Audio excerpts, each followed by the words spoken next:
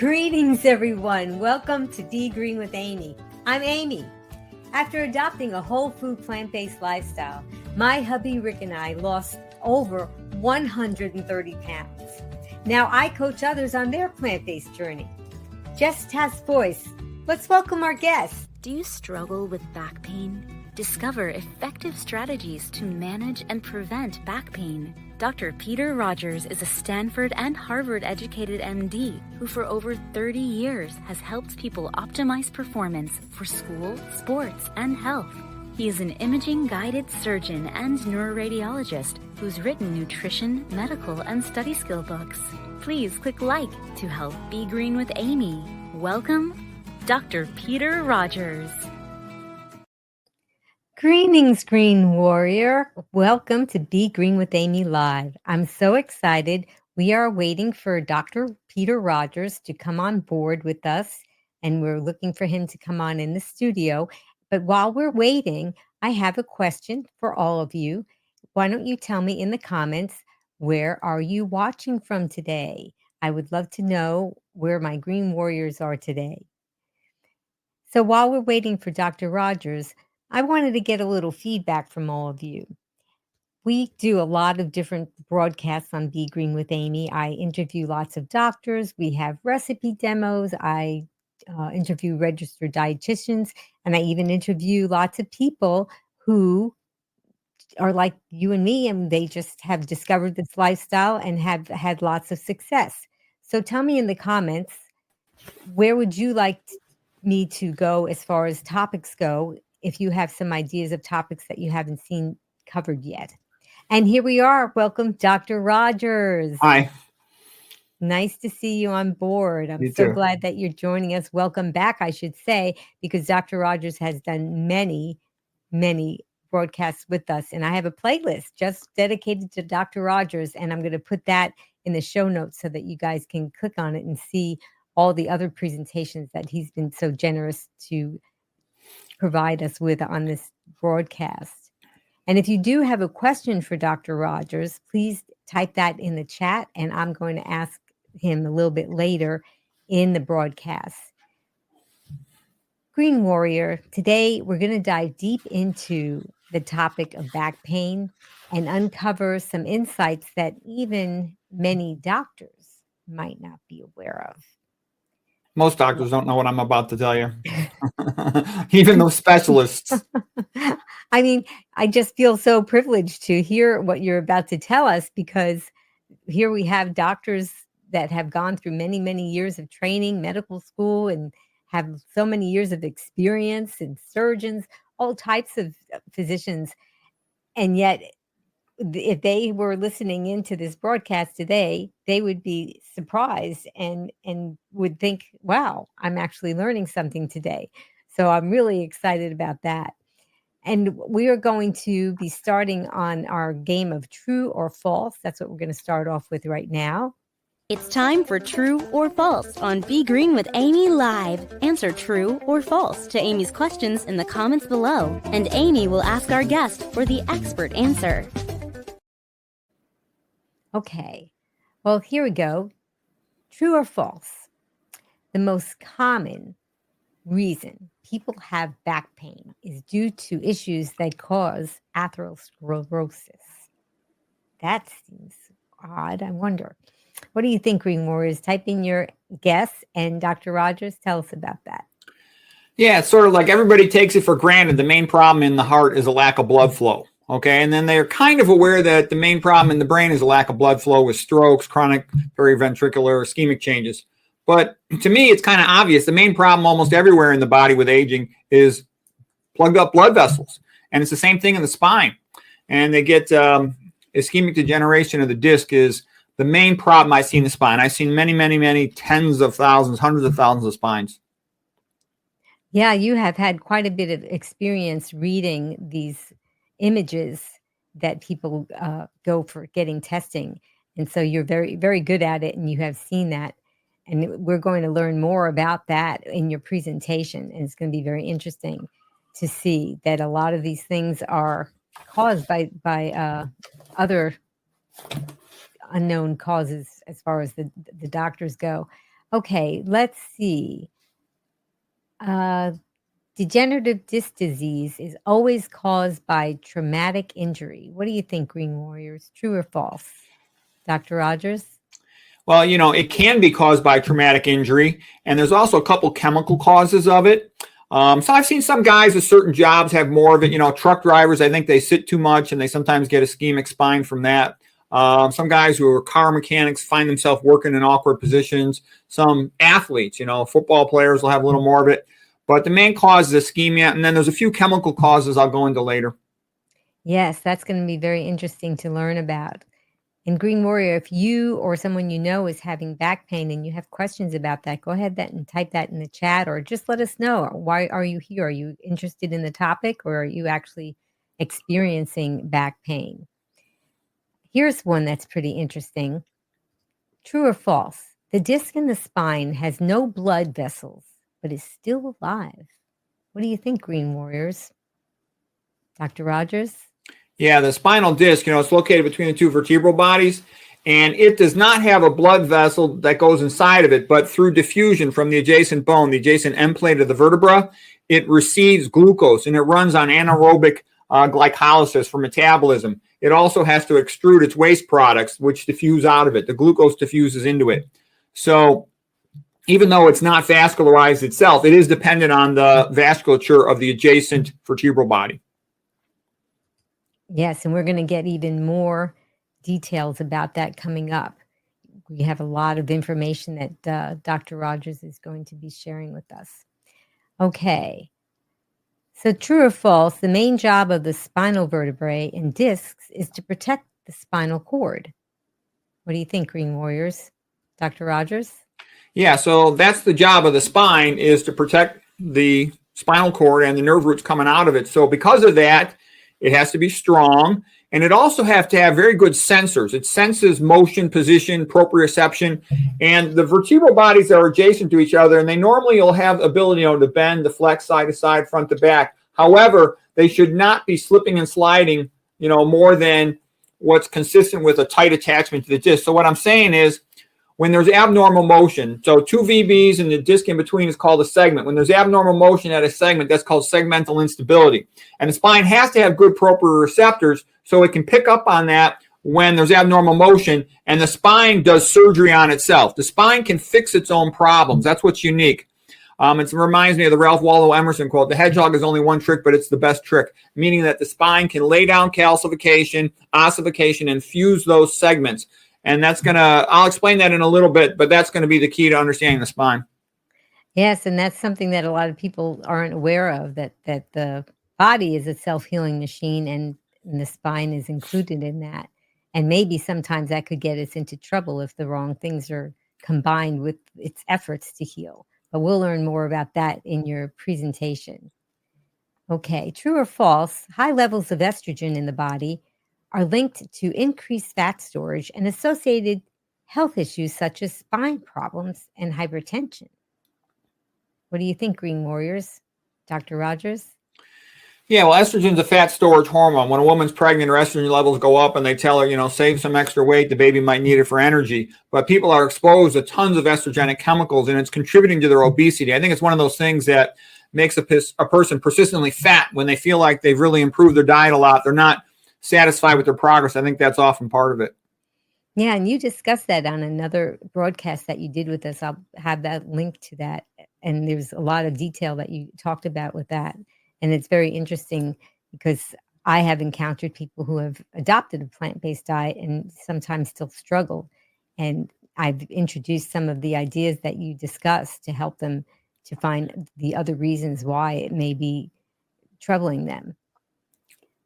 True or false, reduced blood flow leads to disc failure, loss of disc height, and subsequent bone growth to stabilize the spine. Dr. Rogers?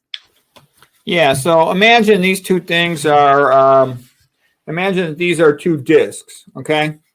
And then in between them is, these are two vertebrae, and in between them is the disc right in here. So if you start getting abnormal motion because the disc fails, the spine will lay down bone to fuse the adjacent vertebral bodies so that they don't move abnormally, because if that abnormal motion progresses, it'll cut the spinal cord. The person's paraplegic, quadriplegic, dead. So that's their job. Make sure there's no abnormal motion. If there's abnormal motion, they jump on it and start throwing down calcification, ossification, bone to fuse those segments to stop that motion. That is so important to know, because we know that blood flow is important for other parts of the body, but apparently it's also important for the spine. Okay, we kind of talked about this a little bit. What do you think, Green Warriors? True or false? Toxins like glyphosate, herbicide in non-organic food, and fluoride in water can contribute to back pain. What do you think, Dr. Rogers? Yeah, so glyphosate means glycine phosphate. And glycine is the collagen's like 1/3 of the proteins in the body. It makes the ligaments that support the spine up and down, front and back. And so every third residue is a glycine. Glyphosate, it's thought, can substitute in for the glycines. You have to wrap them around tight into what's called a triple helix. And so if you got a bulky glycine phosphate, instead of just having a glycine, you can't get a tight wrap on your collagen triple helix, and that weakens the ligaments of the spine. So that's one major contributor, it's thought, to diffuse idiopathic skeletal hyperostosis, degenerative disc disease as well. And then the other thing is fluoride. Fluoride can substitute for the hydrogens, and it can disrupt ligaments. It's thought to disrupt the collagen. So there's something called fluorosis of the spine. And the relevance is both of these things look just like ischemic dish, and I think they're typically happening simultaneously in Americans. And I see terrible looking spines all day, every day. Yeah, these things are good to know, because these toxins are around us, and we do know that they affect other parts of our body, but who would know that they would have something to do with back pain? And you're going to talk more about toxins in your presentation. So while we're on that topic, let's see if Dr. Rogers is going to share his presentation, because he's going to be talking about back pain today. And if you have any questions about back pain, you can go ahead and type that in the comments, and I'll be asking Dr. Rogers a little bit later. Okay, I'm going to share my screen now. Okay. Okay.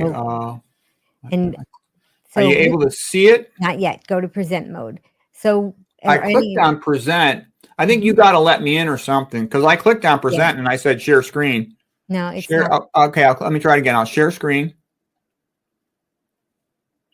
I shared my screen to you.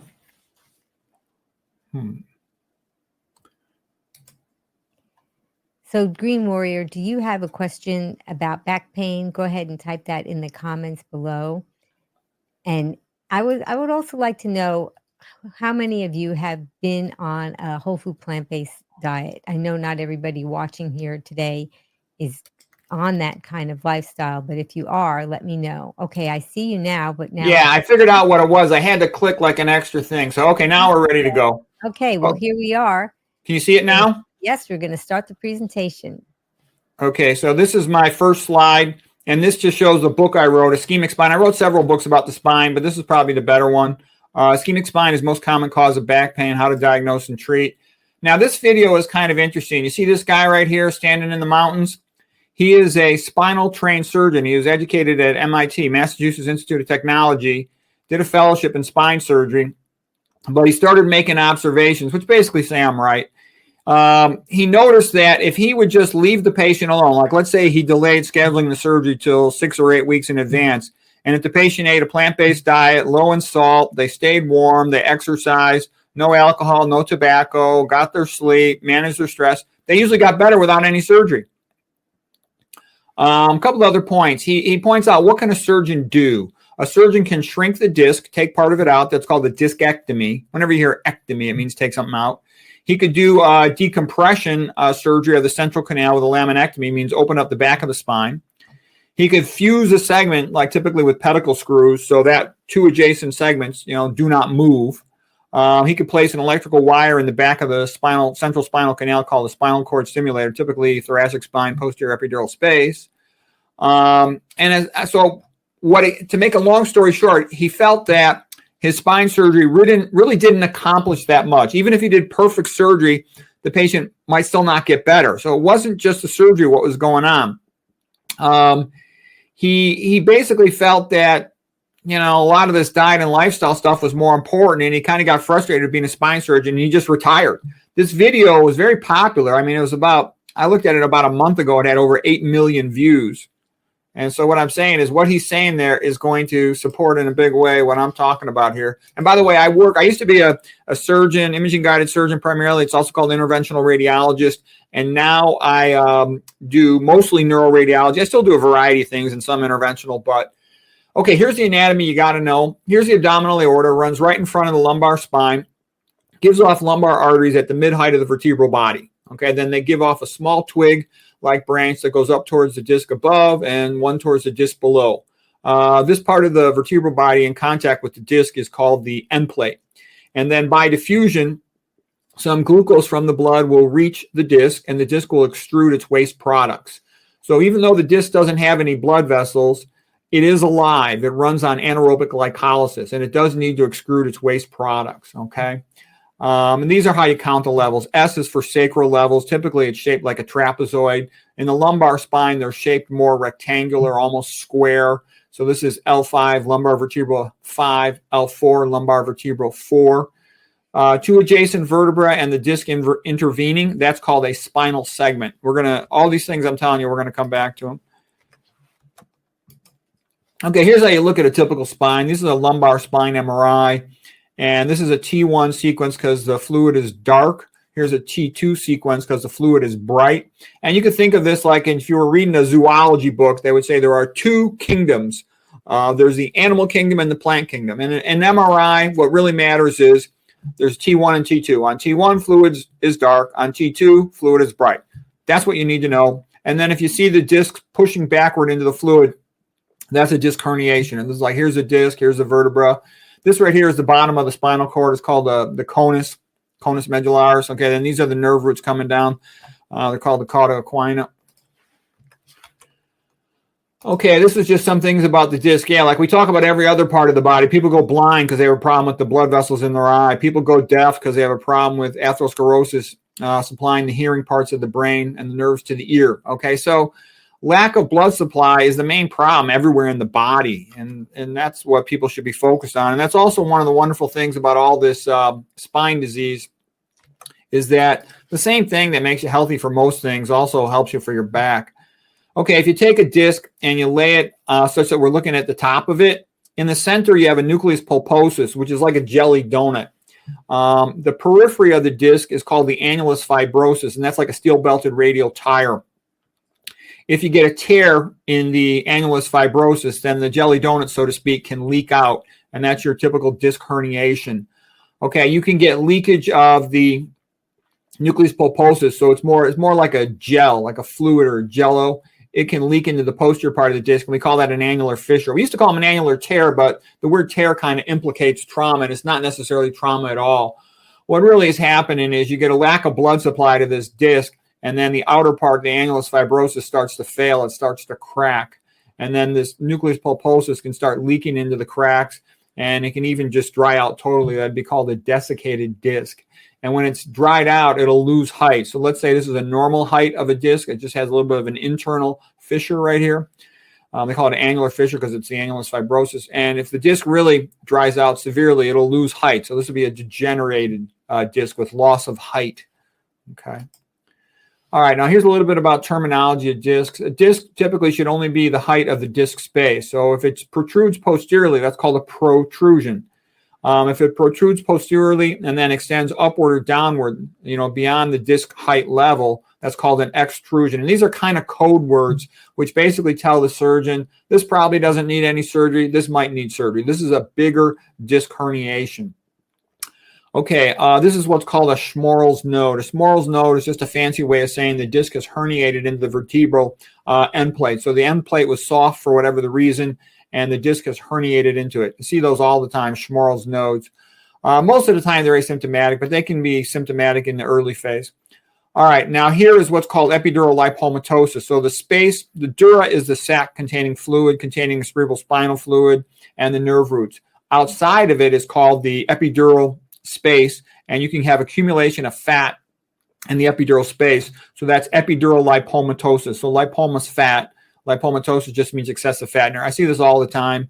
So what I'm trying to say here, it's obvious already, I hope, that diet and obesity are highly relevant to back pain. When a person gets real fat, they start putting more fat into their spinal canal, and that can compress the nerve roots. In addition, the atherosclerosis in that aorta is going to be blocking up these arteries to the spine, leading to degenerative disc disease. Okay, here's a relatively normal looking spine. Like here would be a normal disc, okay? Here's a small disc protrusion. It's about the same height as the disc space. And at L5S1, we got a degenerative disc. You can see it's dried out. This is a T2 sequence, so fluid is bright.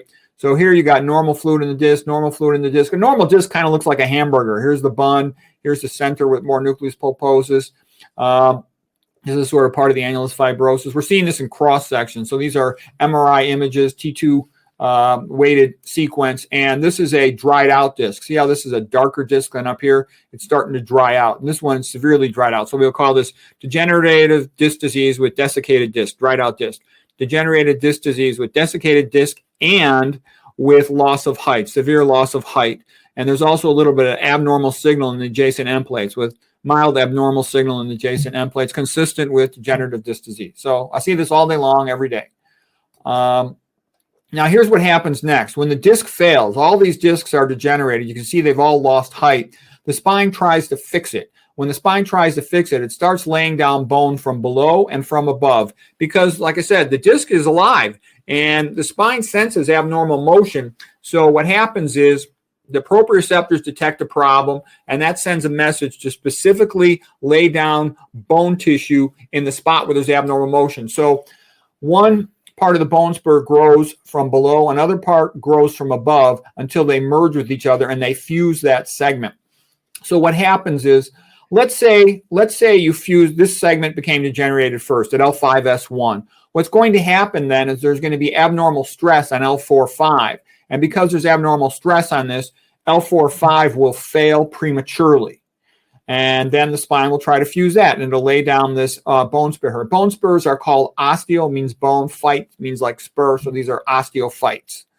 Okay, and so once this segment becomes fused, now there'll be abnormal increased stress on the disc space, the spinal segment above it. So this one will progressively fail and it'll lay down a bone spur. There were some papers that came out like in the 1980s that had recognized there's some association between atherosclerosis of the abdominal aorta and degenerative disc disease of the spine. There was also some loose awareness of an association between DISH and obesity and diabetes. But I figured out it goes all the way from the sacrum, S1, up through the lumbar spine, up through the thoracic spine, up through the cervical spine, all the way to the skull. And that all of this stuff is related and kind of the same thing. So what I'm saying here is degenerative disc disease is related to DISH, diffuse idiopathic skeletal hyperostosis. They're part of the same process. The spine is just trying to fix the problem of segmental instability. And I realized that. That's how I was able to figure the whole thing out. There's also ossification of the posterior longitudinal ligament, and I'll show you some examples of that in just a moment. Okay, here's an interesting paper, Diffuse Idiopathic Skeletal Hyperostosis in Ancient Clergymen. And it wasn't just clergymen. It was a cemetery in the Netherlands, like in Maastricht, where there were high-ranking citizens. So this is where the rich people live, the aristocrats, okay? And what they found was they had an unusually high amount of DISH. DISH means diffuse idiopathic skeletal hyperostosis. It's also called Forestier's disease, okay? And they found that it was very common in the wealthy people.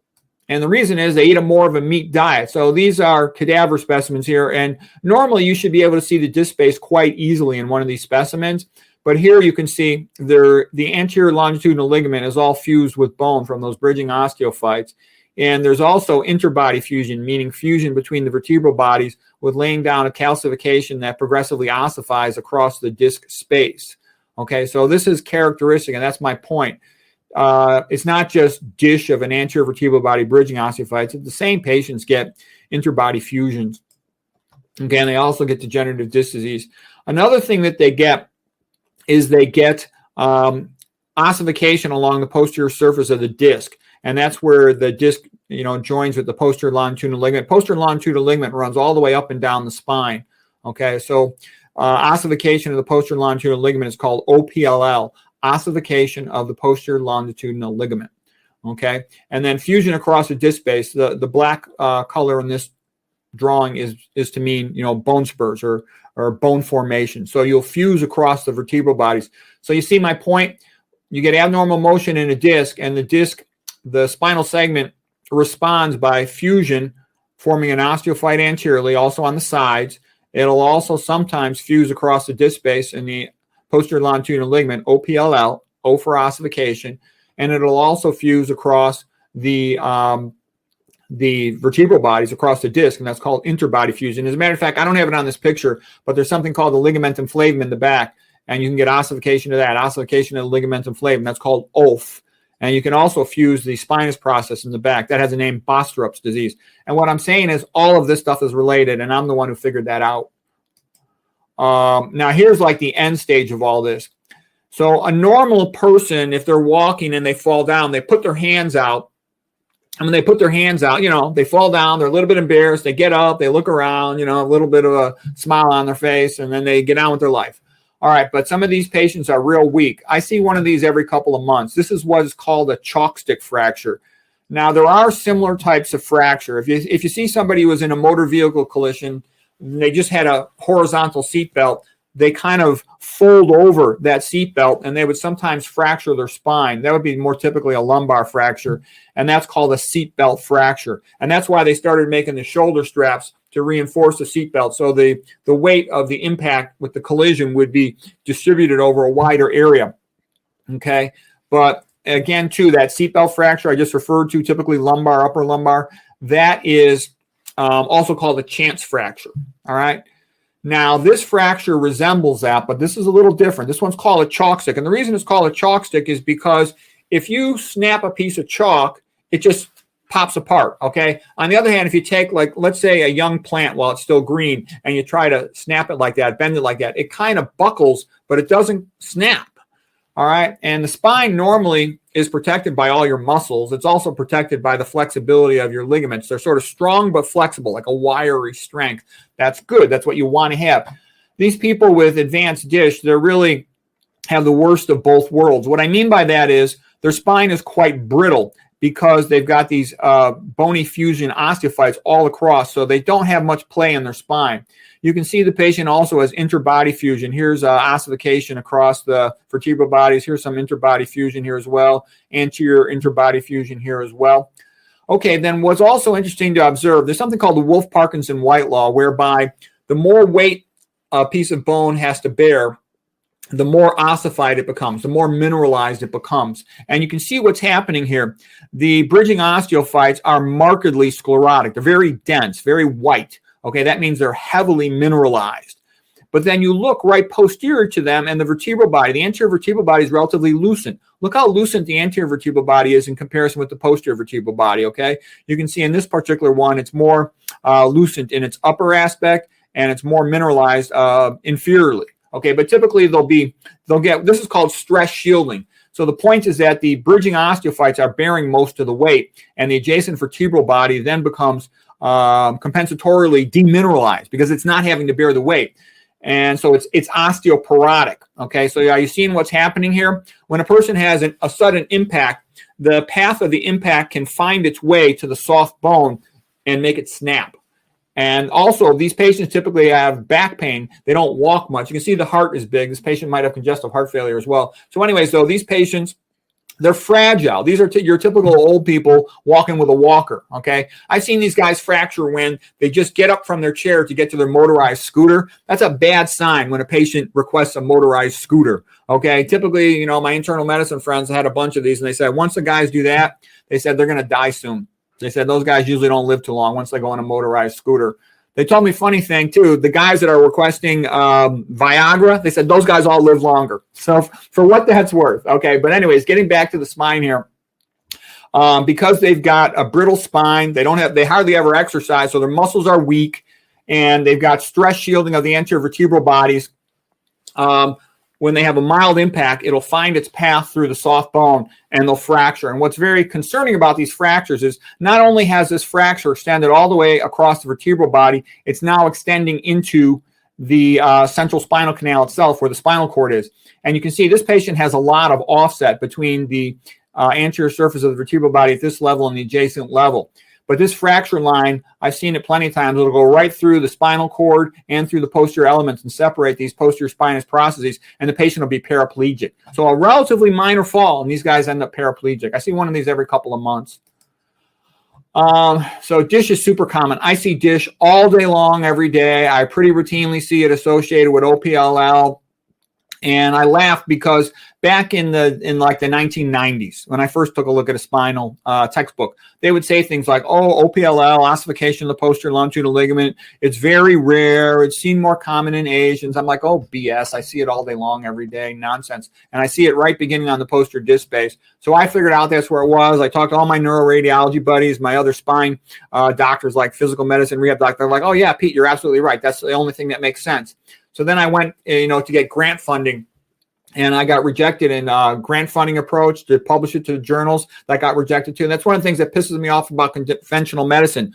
Whenever somebody changes the paradigm, this was a new way to look at the spine, they don't want to publish it. On the other hand, if you just add, with answer a micro question and stay in the paradigm, then you're helping them to make money. You're helping them to make money with spinal surgery. You're helping them to make money with, epidural steroid injections, selective nerve root block injections, that kind of stuff.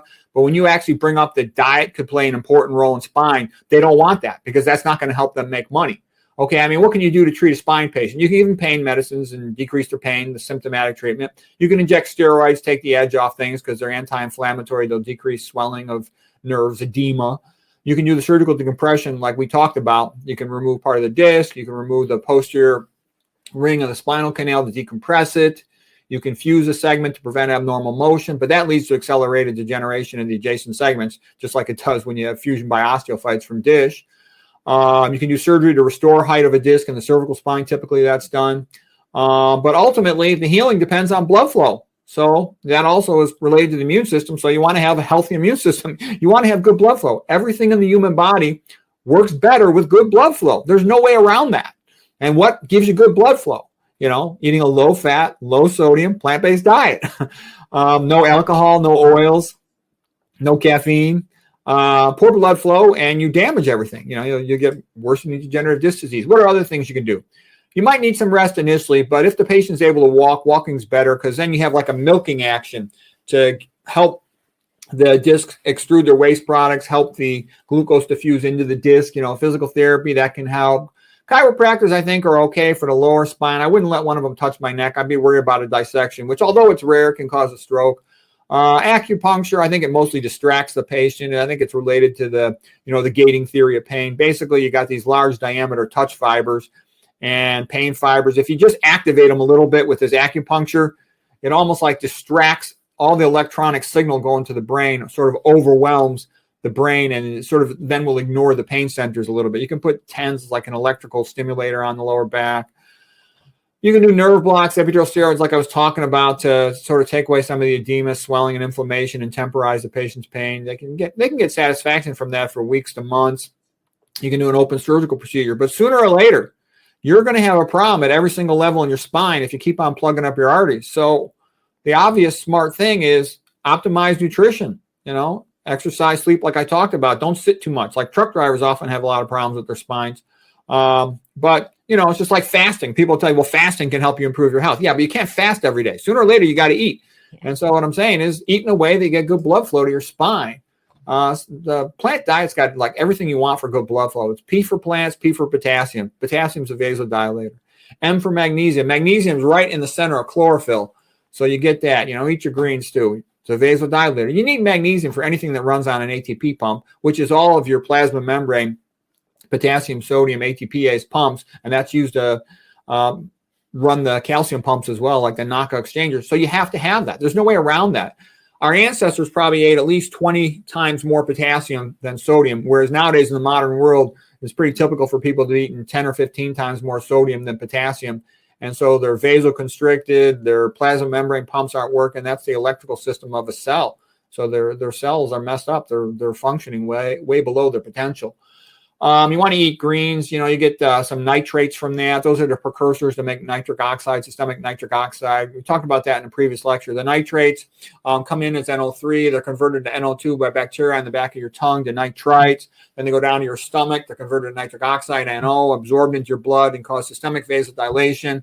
That's like going out in the sun. You feel good when you walk out in the sun because the sunshine activates the subcutaneous precursors in your skin to make nitric oxide. Then it diffuses through your body, get this systemic vasodilation effect. It's very pleasant, and it improves blood flow throughout. This is also why plant eaters are better looking than meat and processed food eaters, because they've got better blood flow to every part of their body. So their brains stay highly functional a longer amount of time. Their skin has more of the glow of vitality. And it's attractive because I think we're programmed to recognize a person who's healthy in the sense that we'd rather, breed with somebody who's healthy. The child, they're more likely to survive and help us raise the kid, so to speak. So it makes them better looking. Okay, let's see what else. We talked about the best diet. All the processed foods are bad. They tend to have lots of sodium. All the meat and animal foods are bad. They tend to be, quite high in fat, for example, as well as other problems. Good to walk a lot if you can. And also having some type of attitude, a sense of purpose, religion, resilience. That just enables you to handle stress better. We all have stress and disappointments. I just show a picture of Beethoven. They made him look a little fat, but he was a big walker. A lot of the great geniuses of history have been big walkers. Thomas Jefferson, for example. When I'm reading, I find out if I'm sitting at a desk, I'll be reading and then I'll start spacing out sometimes. But if I get up and walk, then I can keep reading again. So I like to walk around in circles in my house sometimes when I want to read a book. And that's worked lots of times. Get up and walk and I can read the book again. Okay, then here's the old, like map when you walk into a tourist attraction. They go, you are here. Okay, and then you got to decide what path you want to take. Typical chump.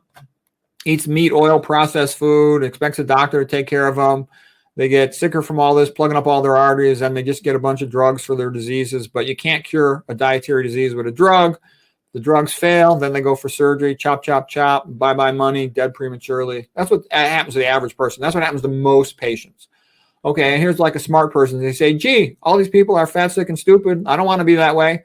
So they start eating a low-fat, plant-based diet with no oils, no alcohol, no MJ, no tobacco, none of that nonsense. They learn a little bit about toxicology, and then they live a lot longer and a lot healthier, and they don't have their money taken away from them. And I can tell you, I talked with one of my internal medicine friends recently, and he says to me, Pete, why are there so many diets? I was looking at all these, nutrition videos, reading about nutrition and stuff, and I'm like, how could there be so many diets that are recommended by all these so-called experts? Because there just can't be that many species-specific diets. He said, then I figured it out. He says, big money, big industry, big pharma, big food, they have to lie to the public, because if the public actually learned that the low-fat vegan diet was the best, as it obviously is, then all the people would be healthy. The healthcare system would lose money. No one would want to eat the big food, processed food, fast food, all this stuff. The system will collapse as it is. So they have to constantly lie and pump money into advertising. They'll advertise through, people on the internet that'll sit there and tell the public all this high-fat food is good for them. And in a sense, it's like I said, just like any video game, like Super Mario Brothers here. We're walking through an obstacle course, and we have to learn what's good for us, how we get the green energy points. We have to learn what's bad for us. We get the red, loss of energy points. And that's how we'll maintain our health, our energy. And so that's basically why you have to learn, and Socrates said the same thing thousands of years ago. If you want to be excellent, you must learn what is excellence and imitate that. Try to aspire to that.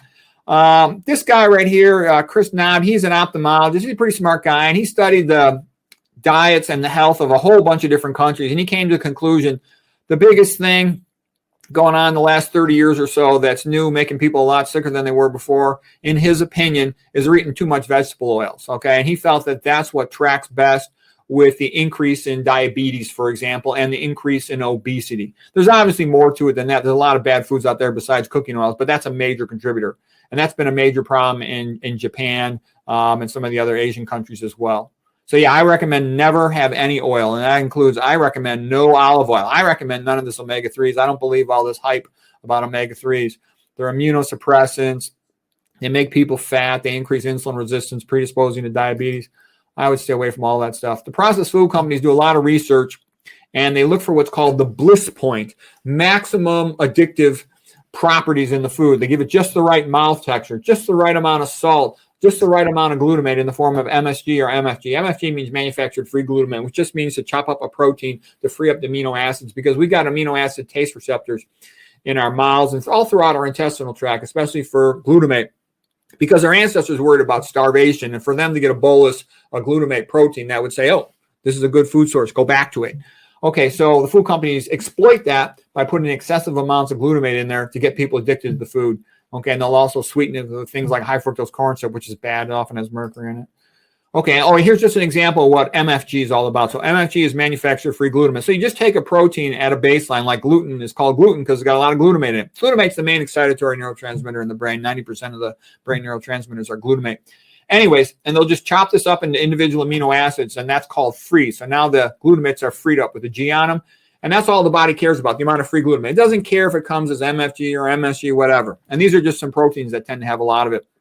Okay, and those are stimulants. They actually have an excitotoxin effect. I won't eat anything with MSG in it or MSG equivalents. Just a little bit about estrogens. Estrogens are a steroid hormone, meaning they have a cholesterol backbone, which means 4 rings, A, B, C, and D. And right down here in the corner is the money. There's a little hydroxyl group coming off of there. Uniquely, and in like estrogen, the estrogen specifically, they'll also have an aromatic ring, meaning 3 double bonds here. This combination of an aromatic ring with 3 double bonds and a cyclohexane and a hydroxyl group, that's called a phenol group. And this phenol group is what binds to the estrogen receptor. And there's a lot of industrial chemicals that are like this. The reason is the aromatic ring, having the double bonds, which can run around between these different carbons, gives a lot of shelf life, very good stability. Okay, and the hydroxyl group right here, the OH group, also called an alcohol group, that is antimicrobial, it's antifungal. And, all these personal care products, they want something antifungal in there so mold doesn't grow in the product, it doesn't get shipped back to them. So these things are ubiquitous, these types of chemicals. And it's impossible to get the companies to take these things out. You can forget about it because, for example, here's bisphenol A, the plastic. And with bisphenol, bis means 2 that are not next to each other. So bisphenol, here's the phenol group here with the aromatic ring, benzene ring, and the hydroxyl group. And then you got another one on the other side. So here's the intervening substituents. When people said, oh, bisphenol is bad, it's a mitochondrial inhibitor, it's an estrogenic chemical, it's toxic, it's neurotoxic. Like, okay, fine, we'll ban it, fine. They just put a sulfate in the middle, okay? A sulfur group in the middle. So what I'm saying is they're always going to do that, is just switch out some other component that's irrelevant, so you're never going to escape it. Okay, that's why the only smart thing to do is be a minimalist. I avoid all those personal care products. I don't use it like almost any personal care product. The only thing I have in my bathroom is a transparent bar of soap. Okay, that's it. I don't even use shampoo. Not that I don't have much hair, but still, you don't need it. I found I don't need it at all. I don't need any of that stuff. Okay, here is how the liver excretes estrogens. When our body has high levels of estrogens, the liver conjugates them to something called glucuronic acid. So E is for estrogen. This right here is a glucuronic acid. Think of it as being like a glucose molecule. Okay, it's more to it than that, but it's close enough for our purposes. That's excreted into the bile, that green fluid that's related to digesting fats. And then we normally would defecate it out of our body, and that's how we lower our estrogen levels. However, you have 2 types of gut bacteria. The good gut bacteria are related to eating dietary fiber. That's what feeds them. The bad gut bacteria have other ways of feeding themselves. And they also have more of an enzyme called glucuronidase. Well, this glucuronidase will cut this bond right here to cleave the estrogen from its glucuronic acid. When that happens, the estrogenic chemical is then reabsorbed into the body. You don't want that because this leads to high levels of estrogen in the body. Excuse me. And the other thing, too, is they have a lot of estrogenic chemicals in tap water. It's too expensive to remove them. So municipal tap water typically will have relatively high levels of a variety of estrogenic chemicals, BPA, phthalates, ethinyl estradiol, like from birth control pills, the estrogenics that are in meat and processed foods. So anyways, what I'm saying is the people will be absorbing these, raising their levels of estrogenic type chemicals. Okay, so how do you prevent that? Number 1, eat enough dietary fiber so you have good gut bacteria instead of these bad ones that are deconjugating your excreted estrogens. Number 2, you want to filter your water. And these same things here that are going to protect you from obesity, they're also going to protect you from breast cancer. Because I'll tell you, I've had patients that come up to me and say, Doc, why does everybody in my family have fibroids? They say, every single woman in my family had to get a hysterectomy before age 35. And so then I go through this stuff with them. And they're like, well, gee, no one ever told me that before. And it's relevant because the same thing that causes fibroids increases your risk of breast cancer, endometrial cancer, uterine cancer, obesity. Plus, once they take the uterus out, hysterectomy before age 35, those women, they have a markedly increased incidence of hypertension, congestive heart failure, myocardial infarction, dementia. Whenever I see a demented female at a young age and there's no explained cause, first I look for the usual suspects. Is she an alcoholic? Is she a drug addict? Did she have a head trauma? And when the answer is no to those questions, I go right to the op note and see if she had a hysterectomy. Usually she did. Mayo Clinic followed over 2,000 hysterectomies and saw that when women have them below age 35, they get all kinds of health problems because basically they kind of become like a man. They're no longer menstruating. But men are more aware of these diseases because they see it happen to all their friends. They're like, well, gee, Billy became impotent in his 30s. I better watch out, or that could happen to me. And Johnny had a myocardial infarction in his 40s. I better be careful. That could happen to me. Plus, their doc is thinking about them having hypertension and all these other things at a younger age. So they sort of get after it faster with their hypertension. Whereas I've had women show up, they're 60 years old, demented, and I'm like, all these little minor strokes, which might have had only minimal symptoms, have now, though, kind of destroyed their brains. Okay, here's what leaky gut's all about. Here's the enterocytes. So the gut's called the enteric tract. Cyte means cell, enterocyte, these are gut cells. It's a single layer thick of lining cells. And the key thing about them is that they have tight junctions, TJ for tight junction. And the way tight junctions are built is that they need a substrate of butyrate. So when you eat dietary fiber, which is only in plants, there's no fiber in animal foods. There's very little in processed food.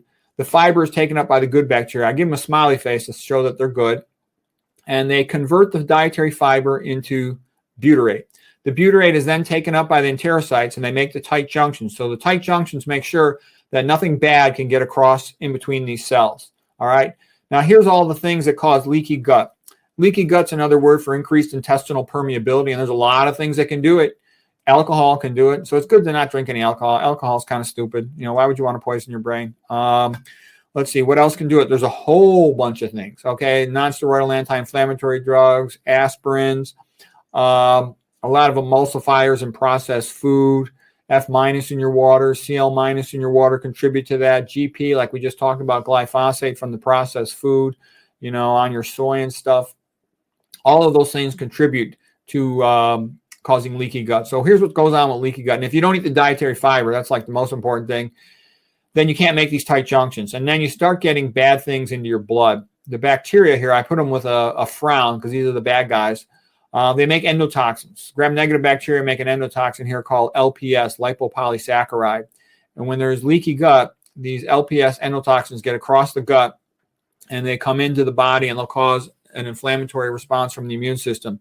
They can cause a localized response in the gut wall called, and give you just irritable bowel syndrome, episodes of bloating, abdominal pain, and they can be much worse than that. They can cause inflammatory bowel disease like Crohn's disease and ulcerative colitis. But they also then travel into the blood, and they're very prothrombotic, and they make your blood thicker. They increase blood viscosity. That predisposes you to atherosclerosis, and that can plug up small arteries in your heart and your brain. Okay, they actually change the shape of fibrinogen. We're not going to get into all this right now today, but they cause what's called an amyloidogenic type of clotting of your fibrinogen, your clotting protein, and that makes these dense matted deposits, these thick clots that are hard for the body to dissolve, hard for it to lyse. So they're quite prothrombotic. Having leaky gut also predisposes you to autoimmune disease because normally you can only absorb 3 pieces of protein, amino acids at a time, like a tripeptide, but you can absorb big chunks when you got leaky guts. The immune system forms antibodies to it, and they'll sometimes, because the animal amino acid sequence of their proteins can be similar to the human, they'll cross-react with our body. That's called molecular mimicry because it mimics our human proteins. Autoantibody because they're going to attack your own self. Cross-reactivity because they react not only with the animal protein but with our own body. So all kinds of things start going in a bad direction. This is just abdominal pressure syndrome whereby the lack of fiber causes constipation and back pressure with a whole bunch of related problems. Okay, I'm not going to get into all that. Oh, here's what I meant by amyloidogenic clotting. You start out with fibrinogen having a secondary protein structure of alpha helix, which just means like a slinky, cylindrical. But then when it's exposed to these endotoxins, LPS and LTA, it'll then form these hydrogens will not longer be holding it together. They'll start binding with the adjacent molecules and they'll stack up. It's called beta-pleated sheet, secondary protein structure. And these form big aggregates of protein. The bigger a protein is, the more likely it is to precipitate out of solution. The human body is in an aqueous water-like solution. So this change in secondary protein structure is called an amyloid transition. And so this is amyloidogenic clotting. Excess free iron also will predispose to that. Okay, so here's what I was talking about with glycine. Glycine is the smallest amino acid. If you look at an amino acid, it's kind of like a person. On one side, you've got the amino group. That's why it's called amino. On the other side, you got an acid. That's amino acid, okay? Then you'll have a hydrogen above like your head, and then you have an R group sticking down. Glycine is the smallest one. It's R group. The part that sticks down is just a hydrogen, okay? But now here's the problem, and that's actually good for certain things. If you want small amino acid, it's the smallest amino acid. So when you want something wound up tight, like the triple helix of collagen, you can throw a bunch of glycines in there. Every third amino acid in collagen is a glycine. Now, if you look at glyphosate has this bulky phosphate group stuck on there, okay? Its front part over here mimics glycine, and it can actually substitute for glycines in proteins. But that protein will then be dysfunctional because it'll have an abnormal shape. Okay, I'm not going to get into this stuff about chemical reactions. A little bit of stuff about chemical reactions. Well, just one thing you should know about a chemical reaction is that you have an enzyme active site that not only has to take the two substrates and hold them close to each other, it has to put them in an orientation such that they'll be more eager to combine with each other to form a new product. And so what I'm saying is if you substitute out a glyphosate for a glycine in your active site, the big phosphate will be sitting in there, and it'll make that enzyme less functional. So glyphosate inserting itself in the proteins during synthesis, okay, not good. And there's a lady by the name of Stephanie Seneff. She's a PhD researcher, and she's the one who helped figure out this mechanism. She's written a bunch of papers about it. So basically here would be a typical enzyme active site with a glycine there, creating a lot of space in here because that's a tiny amino acid side group. But then if glycine phosphate substitutes for it, now you got the bulky phosphate sitting in the enzyme active site, and it's going to be harder for the substrate to come into there and to react. So it messes up the enzyme's function. Okay, here's the structure of collagen, and there's a triple helix. So there's 3 protein chains, and they all wrap tightly around each other. And every third residue, the yellow here, is glycine. So if this glycine is, instead of glycine, a little hydrogen side chain is the big bulky, phosphate sitting there, it's going to make it harder to get a tight wrap on your collagen. It's going to weaken your ligaments, okay? Other things that mess up collagen, if you don't eat any plant foods, you don't get your vitamin C. That's why the sailors, British sailors used to get scurvy, and then they cured it by giving them limes. That's why they call them limeys, okay? And that's a common term. When I was a kid, we used to call British kids limeys, okay? That used to be a common term. Okay, so you need vitamin C, your plant foods, to make good collagen. Okay, alcohol, tobacco, caffeine also weaken ligaments. We talked about the glyphosate. We talked about F- in the water, weakens collagen synthesis. Advanced glycation end products can also be detrimental to it. What is a typical American? They eat all this processed food. They got F- in their water. They're eating GMO soy as the protein source in all their processed food. They eat hardly any plant foods to get their vitamin C. They're often drinking caffeine. As they get older, they're often having alcohol, some of them tobacco. They often got prediabetes, diabetes. So they do multiple things to damage the ligaments of their spine and the disc spaces of their spine. And then I see these patients, they're like, oh, I just need surgery. I just need surgery. My back, it's hurting me so bad. I just want surgery. And what I'm saying is they're always looking for somebody on the outside to save them, to cure them. And what they really need to do is take a look at themselves and say, what can I do to help myself? And for any disease, the question you ask is, what causes it? And then usually the treatment is to stop exposing yourself to the cause, okay? So you should always ask yourself, what causes this? How can I avoid it? Is there any population anywhere in the world that doesn't have much of this? I will imitate what they do, and that's how you get better. Here's a book, John Yeomamis. He's a real smart biochemist guy. He wrote an interesting book about the biochemistry of F-. It's a good one. And he talks about the things that I'm showing you in this lecture. F- fluoride, it's a halogen, meaning the vertical column of elements in the periodic table right next to the noble gases, and they're missing an electron from their outer orbital level, okay? And you should ideally have 8 electrons in here.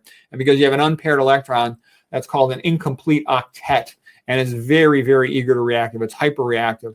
So it's a free radical having this unpaired electron, and it's hyperreactive. It wants to steal an electron from another molecule. They'll often call those free radicals electron stealers. So here it is. Out of all the elements in the entire periodic table, F- has the highest electronegativity, which means the strongest desire to grab electrons. And you can look at the periodic column of halogens. They're like the most toxic elements you could find. Every one of them is toxic. F- is a poison, like rat poison. Cl- is used to sanitize our water. Bromine's also used to sanitize like a swimming pool water. Iodine used to be the standard prep for a long time before chloroprep sort of took over. We would just always prep with iodine. So what I'm saying is this stuff is all toxic. Do you really want that in your water? I don't think so, okay? And Cl- in small amounts is normal in our body, but in excessive amounts, it causes problems. Okay, here's the inner mitochondrial membrane of our mitochondria inside our cells. Here's the outer mitochondrial membrane. Space in between the two is intramembranous space. These are the electron chain complexes of the inner mitochondrial membrane. And this is where most of the energy in the human body is made. All right, and then you make ATP, adenosine triphosphate, T for tri, 3 phosphates. Adenosine diphosphate gets a phosphate added when you allow a proton to come back through this pump right here. This is ATP synthase. Okay, so the reason I'm showing you all this is where your body makes energy. Well, guess what? F- inhibits that. Great. Guess what? Excessive amounts of fat, especially saturated fat, will inhibit this area between coenzyme Q and complex 3. Great. All that stuff is depleting your energy. You don't want that. BPA is also toxic to the inner mitochondrial membrane. Isn't that great? Atrazine, the stuff they spray on corn, is also toxic to this inner mitochondrial membrane. Okay, it's a disaster. Okay. And then I go to the store not that long ago. Usually I don't brush my teeth very often because I just floss. I don't have any problem with them. I don't ever eat sweets. I don't drink any soda pop or have anything acidic. But I went to I rarely use a toothpaste sometimes to clean up my teeth, but that's rare. I went to the grocery store a couple months ago, and I was amazed. Regular grocery store. Usually I go to a special health grocery store. Anyways, I went to the regular grocery store. It's like almost all the toothpaste. There were some exceptions, but almost all of it. 99% of it had F- on there, and they put it on. They would advertise it on the box. So what I'm trying to say, what that means is the American public is totally ignorant. They should know. You don't want to ever put that stuff in your body. You don't want to let your kid get a cleaning with it. You don't ever want any exposure to it. It's nonsense. It's a toxic. It's toxic to your brain. It's a dementogen. It's toxic to the whole rest of your body. I mean, it's properly thought of as rat poison, okay? So the fact that it's on all the toothpaste made me realize the American population is so clueless, so hopelessly clueless. It's like, step right up and poison yourself, you dummy. Okay, mechanisms of toxicity. The other thing, too, is when you try to read the literature on things like F-, if you go into reading about mechanisms of toxicity, you'll run into a paywall. They won't let you do it, okay? And then if there's something complementing the toxic thing or the commercial proprietary substance that people sell a lot, anything positive about you, they'll let you read that. Okay, I talked about it, disrupting collagen structure. That's how you can get fluorosis of the spine, which looks pretty much like dish.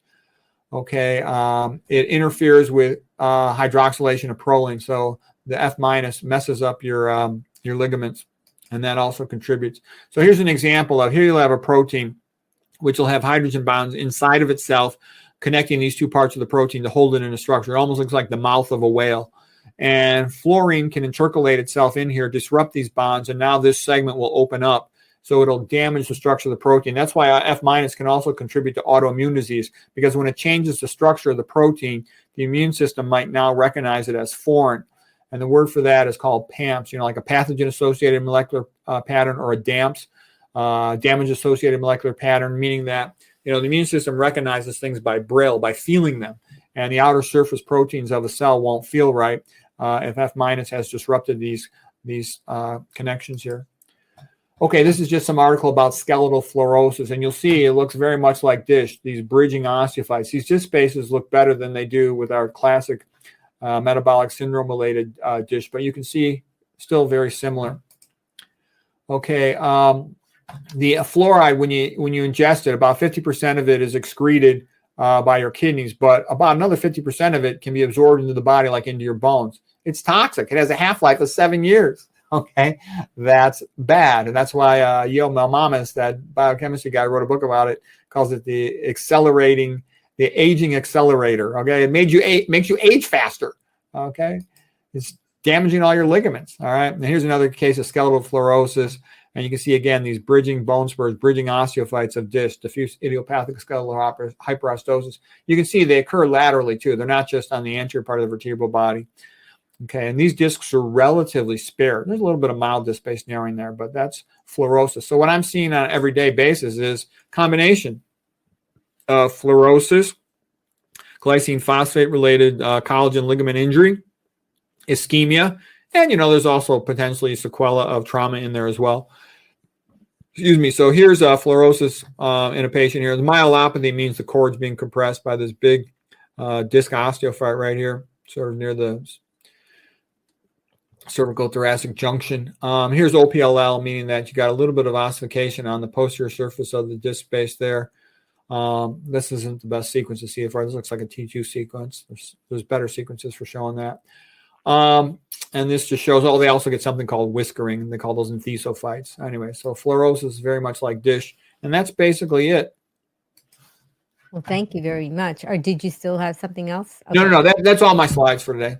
Okay, great. Well, thank you so much for that presentation. That was quite a lot of information and very, very helpful, because people are definitely looking for answers for back pain. And as we discussed in the beginning of the broadcast, a lot of the information that you presented today is not known by most conventional doctors. And so, yeah, I can tell you almost none of what I told you is known.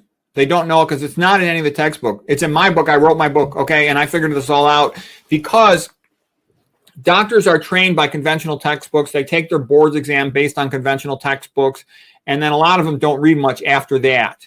And then there's no financial incentive to learn about this. The journals don't want to publish any of this stuff. They don't want people to know about this stuff. You got to remember, their job is to make money. All their advertisers are selling drugs or surgical devices.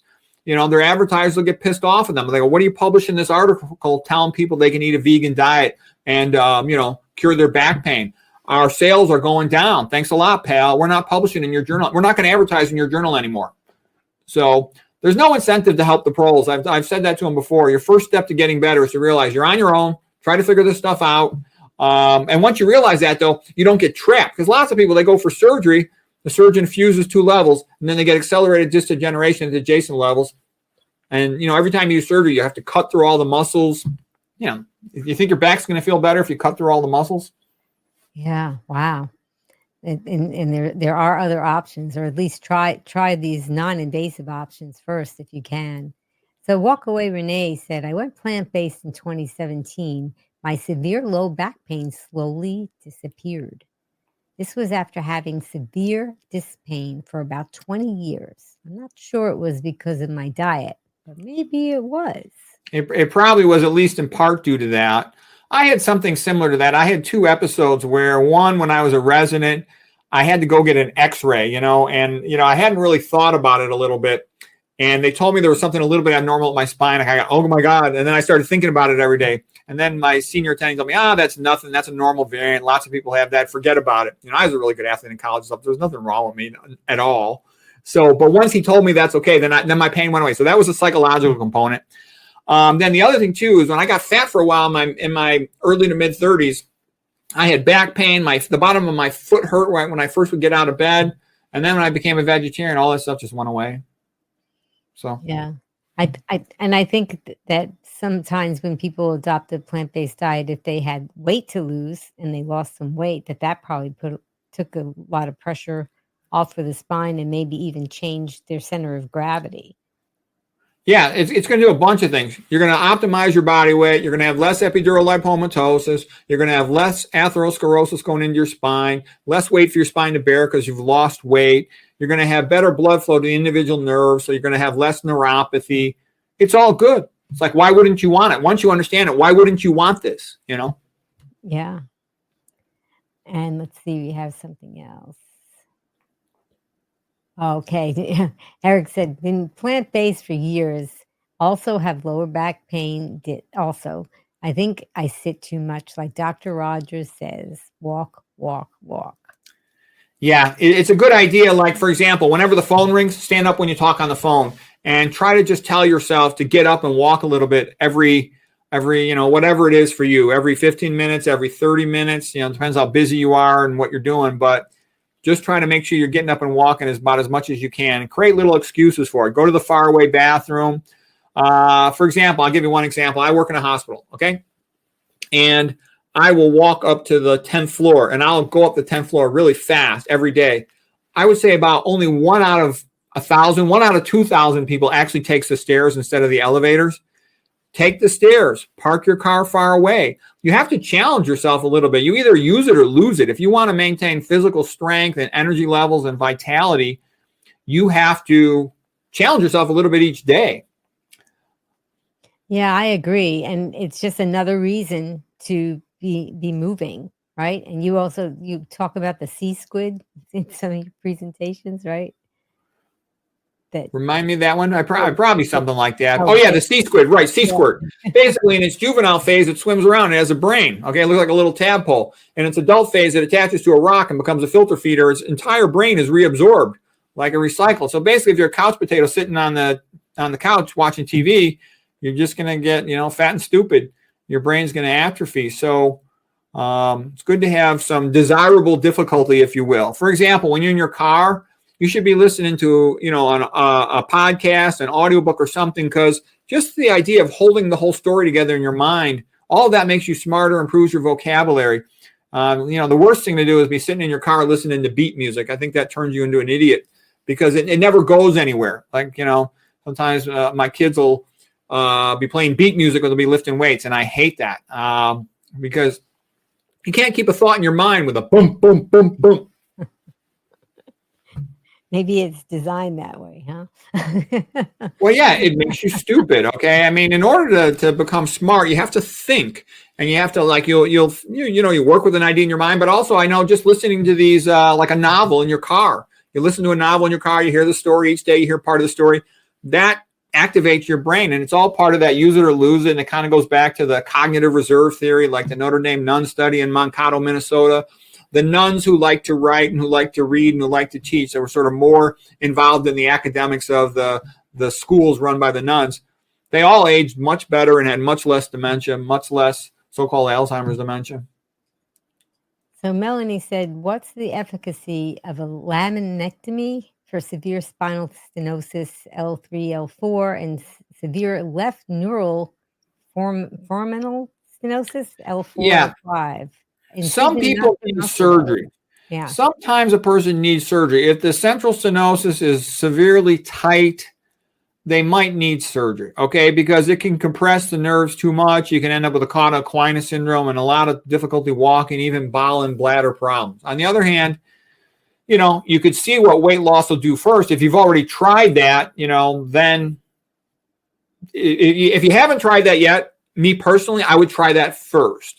But if you've tried that and you haven't gotten better, and also if you're rapidly getting worse, you might want to go to the OR. There are some times when spine surgery really is very helpful, but I just wouldn't jump into it because a lot of patients get spine surgery for very minor disease. So you don't want that because every time you cut into the spine, it's going to be harder to cut into it again. You're going to have all this scar tissue, muscle weakness, all these other problems. So you don't take it lightly to go for spine surgery, but that sounded like a pretty severe description of, severe central stenosis. Okay. Melanie said, I have been plant-based for years, but still have back problems. Have had a few car accidents, though. Yeah, well, you can see how your spine looks on an MRI, but I don't even recommend doing an MRI unless it's so bad that you would consider having surgery. And the other thing, too, is, she says she's been plant-based. I don't really know what that means. In my experience, most people, I hate to say it, I don't want to be mean, but I'm just going to say the truth. Most people do everything half-ass. They go, well, I'm eating more plant-based. I'm cutting down on oil. I'm cutting down on meat. And my attitude is, the proper attitude is to say, there before the grace of God go I. All day long, I see all these train wreck patients. And you don't want to end up at that point because people get cognitively impaired very commonly by the time they're 55 or 60. They're real mentally slow and kind of a lack of energy and curiosity. And what I'm saying is the proper attitude is this all I have to do, God? All I got to do is eat this low-fat plant-based diet and I might get better. I might avoid all these diseases. I'll do it. Like in the movie Animal House, Flounder, when they try to talk him into doing something, he goes, I'll do it. The reason is if you have that type of attitude, you'll be more motivated. So when I say I don't ever eat animal foods, I don't ever have any oil in my food, I don't add salt to my food. So I'm kind of meticulous about all those things because I like it. I'm 60 years old. I don't have any medical problems, none at all. And so I want to keep it that way. And I've been around a lot of other doctors my age, a little older, a little younger. I got more energy than all of them. So that's good. That's what I want. So what I'm trying to say is first of all, I would make sure you're not half-assing the diet. And if you go 100% on the diet and you try that for a month or two and you still have problems, then, it might be something else. Yeah, I agree. I encounter a lot of people who identify as being plant-based, and we're not saying anything about you, Melanie, but there are a lot of people that identify that way.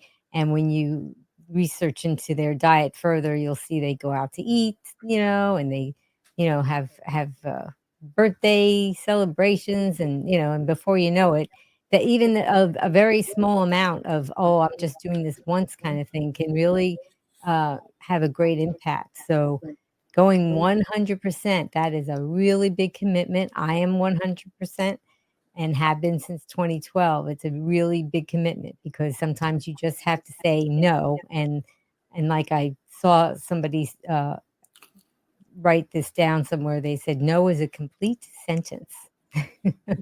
And sometimes you just have to say that. Oh, Melanie said, thanks. Is there any way we can get a consultation with Dr. Rogers? Oh, I haven't started doing that. I mean, I would like to. I mean, if you ever, send me a comment or an email, I'll try to answer it. I usually answer them. A lot of times, though, I'm too tired or I'm too busy because, I still work full time in conventional medicine. I would love to do something with this nutrition, health, telehealth stuff, but I just don't have the time. I work full time as a clinical doctor. I have a YouTube channel. You're welcome to ask me a comment over there, and I try to answer a lot of them, but I don't have that much time. And I'm always working on something. Always in the back of my mind, I've got some project I'm working on or something. Yeah, and you put together wonderful presentations like you did with us today. So you do have a lot of things that you are working on, and we surely appreciate it. And speaking of that, Green Warrior, please click like to show your appreciation for what Dr. Rogers shared with us today. Dr. Rogers, why don't you tell us more about what you do and how we can find you on? Yeah, so that's kind of like my attitude. I started out as an imaging guided surgeon, then I became mostly a neuroradiologist. I still do a variety of things, but those are the main things I do. And, academically, I was sort of like an academic genius, first in my class, all this stuff. And I've been very frustrated with conventional medicine. It doesn't welcome innovation. It doesn't welcome improvements because it's really run on a business model. Match the ill to the pill and send a bill. Okay. If you cure a patient, you lose a customer. So I've been frustrated by that, that it just doesn't want any real progress. There's all this fake progress. Oh, look at our new drug. Whoa, it's wonderful. It really will have like a 1% benefit and tons of side effect. So what I'm trying to say is that's why I'm on the internet, because my internal medicine friends, my other doctor friends, they'll tell me, I know everything you're saying is great. I read all your books and stuff, but I go, we can't invite you to speak at our place because you're not helping us to make any money, And so that's just how it is. Conventional medicine is where you go to make money. I still work in conventional medicine because that's where the money is. But I would love to do more of this stuff, but quite frankly, there's no money for it. You don't get reimbursed in conventional medicine for educating the patient. And as a matter of fact, conventional medicine, I said this before, all the medical books are a joke. They're all stupid. Pre-med education, medical school, it's all fake. And the reason I tell you that is they learn calculus and physics and statistics. It's all irrelevant, okay? Real health is based on nutrition, epidemiology, toxicology, and stress management, all right? And they don't get trained in any of that. A little tiny bit in stress management. But that's why a health coach can, train themselves better than a doctor for treating all the chronic illnesses. Conventional medicine calls all these illnesses chronic because it can never cure them. Obesity, diabetes, hypertension, coronary artery disease, impotence, et cetera, et cetera. Yeah. And when you talk about obesity, I think that I just want to make this one comment that a lot of at least the Americans out there, their idea of what obesity is a little bit twisted, and what normal weight is a little bit not what it should be, because they're comparing themselves to other people, a lot of them. So we really have to be careful with that when we're trying to figure out what our ideal weight would be, because if you take a look at pictures from back in the 1960s, and you'll see that people looked a lot different than they do now, at least the average American. Yeah. Well, I want to thank you, Dr. Rogers, for providing us with both insightful information and actionable strategies to tackle back pain effectively. And if you can let us know, what is your final take-home message for our Green Warriors? Well, I look at this nutrition. It's the most powerful thing in all of medicine is learning about this nutritional stuff. And also I call it nutrition epidemiology toxicology. So the reason I mention epidemiology is when you look at the plant-based populations all over the world, they're always the healthiest one. It's always that way. And the same healthy population, when it emigrates to the USA and eats a Western diet, they all get fat and sick. So it's hardly ever is the problem genetic. So what I'm saying is this is where almost all the power is. And why is it such a powerful thing that makes most things in the body better is because it's the species-specific diet. And so when you do that, you get better blood flow to all the different parts of the body. You avoid a lot of these toxins. So in general, you'll often notice some improvement in multiple different areas. And that's what's such a great thing about it. And there's a little more complexity than that. Toxicology is a little more complex, and I go into that in a lot of lectures. But and also the brain's a lot more complicated than the heart, because I think most nutrition advice, even the best of it, typically on the internet just says you got clean coronaries, that's the holy grail of health. Whereas I'm real interested in the brain. Okay, so my attitude is if you got optimal brain function, that's the holy grail of health, because that's harder to get than optimal open coronary arteries. You got to get into all the excitotoxins, heavy metal toxins, oxidative stress, all that stuff. Mm-hmm. So anyways, yeah, my YouTube channel is Peter Rogers, MD. Yeah, and you've done a lot of presentations about that and some on my channel as well, and it'll be in my playlist. So Green Warrior, tell us, what are you going to remember from today's presentation? We really had a lot of things that we did learn.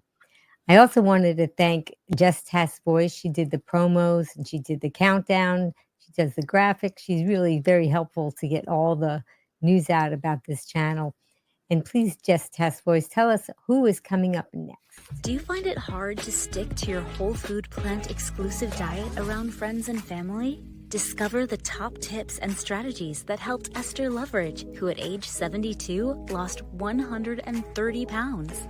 Conquer cravings and embrace a healthier lifestyle. Join us on Wednesday, August 7th, 3 p.m. Eastern, noon Pacific, on Be Green with Amy Live. And a special thank you, Green Warrior, to you for joining us today. Your engagement and support make these discussions meaningful and impactful. And I hope you're feeling inspired to take a closer look at your food choices and make some positive changes for your health and well-being. And remember, every bite we take is an opportunity to nourish our bodies and become the healthiest versions of ourselves. And please stay tuned for more empowering content. Please subscribe to my channel. Check out Dr. Rogers' channel as well, and share our message with others who can benefit, because together as Green Warriors, we can make a meaningful difference in the world. And as a special thank you to all of you, I'm offering you 5 free recipes. So if you go to begreenwithamy.com/join, I will send them to you. And if you would like to comment in my tagline, when I say this with Dr. Rogers, at my tagline at the end. Are you ready, Dr. Rogers? Yep. Okay. Until I see all of you again, remember, be strong, be well, and be green. Thank you, Green Warriors. Thank you so much, Dr. Rogers. Come back soon, everyone. Now you can get 5 free whole food plant-based SOS-free recipes from Be Green with Amy. Just click on the link in the show notes and Amy will send you 5 free recipes, motivational quotes, and more so you can be strong, be well, and be green.